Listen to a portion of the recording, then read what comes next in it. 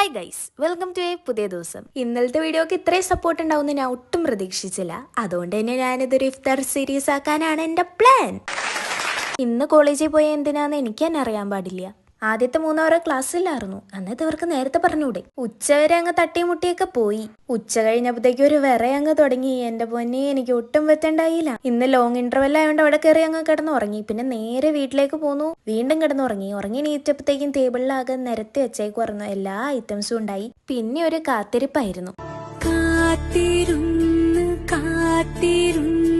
അപ്പൊ അങ്ങനെ കാത്തിരുന്ന് ബാങ്ക് വിളിച്ചു. പിന്നെ നോമ്പ് തുറന്നു. പിടീന്ന് എല്ലാ സാധനവും അകത്താക്കി. എനിക്ക് നല്ല വിശപ്പും ദാഹവും ഉണ്ടായി. അതുകൊണ്ട് തന്നെ ക്യാമറ ഓണായിരുന്നു എന്നുള്ള കാര്യം വരെ ഞാൻ മറന്നു. തണ്ണിമത്തന്റെ ജ്യൂസായിരുന്നു വലിയ കഷ്ണങ്ങളാക്കി ഇട്ടതുകൊണ്ട് ജ്യൂസ് കിട്ടണ്ടായില്ല. പിന്നെ ഒരു വലിയ തണ്ണിമത്തനും കഴിച്ചു. നമുക്ക് ഈ മുന്തിരി ജ്യൂസ് ഒന്നും പറ്റൂലെന്നേ. അതാണ് നമ്മൾ തണ്ണിമത്തനിലേക്ക് പിടിച്ചാണ്. ചില നാട്ടില് വത്തക്കാന്നൊക്കെ പറയും. ഇവിടെ മിക്കവരും തണ്ണിമത്തൻ എന്ന് പറഞ്ഞാൽ ഞാൻ കേട്ടിട്ടുള്ളത്. പിന്നെ എണ്ണക്കടി ഒന്നും കഴിക്കരുതെന്ന് പറയും. പക്ഷെ നമുക്കിതൊന്നും ഇല്ലാണ്ട് ഇറങ്ങൂലല്ലോ. നമുക്കിതൊന്നും ഇല്ലാണ്ട് ഒരു നോമ്പില്ലല്ലോ.